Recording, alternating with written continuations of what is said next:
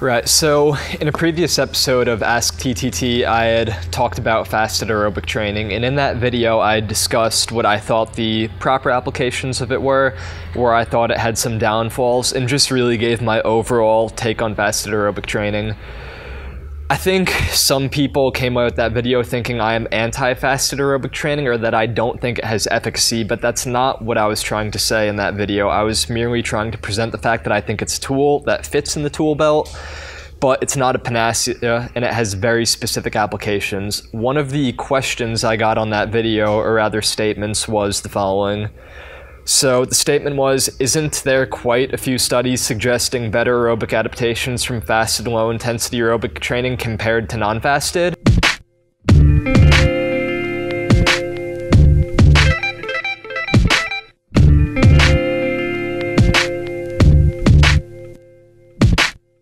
I thought this was actually a pretty good question, that's why I wanted to cover this again.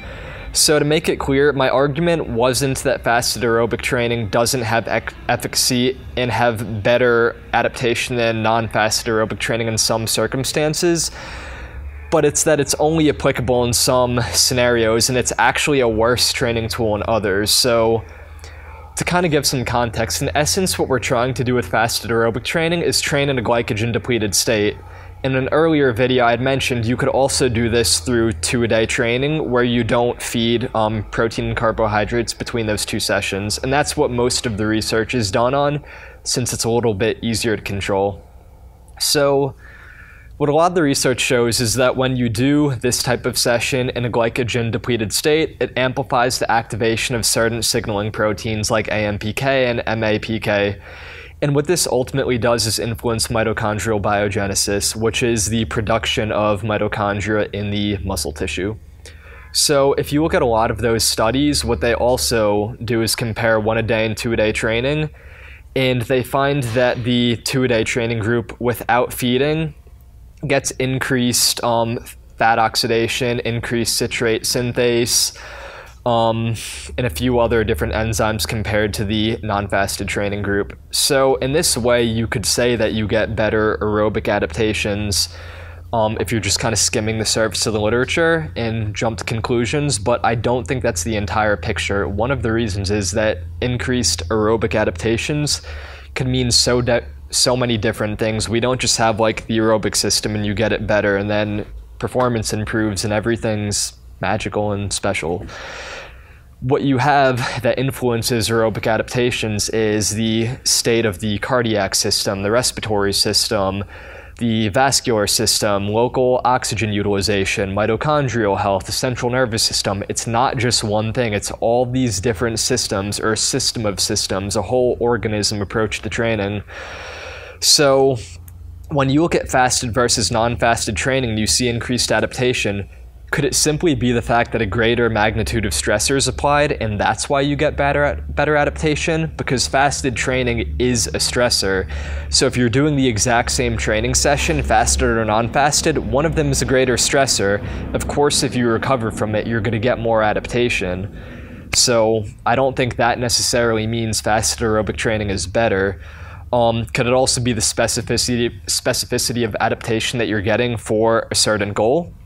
So this more so relates to enzymatic conversion and gene transcription. So the research would suggest yes in both of those cases, but it's important to note that a lot of these studies are looking at specific physiological variables like upregulation of enzymes, increased fat oxidation, and so forth. A lot of these adaptations would be very beneficial for, say, a marathoner or a 10K runner, but they might not be beneficial adaptations for an 800-meter runner. And in fact, if you look at a lot of these studies that show this increased enzymatic conversion, upregulation, increased signaling pathway activation, they also have a performance component in those studies, and oftentimes, despite the fact that you see an upregulation of all those things in the fasted aerobic training group, they actually don't perform any better in the trials than a non-fasted group. So in that way, maybe you could say it's better from a base physiological standpoint, but the performance outcomes don't really reflect that.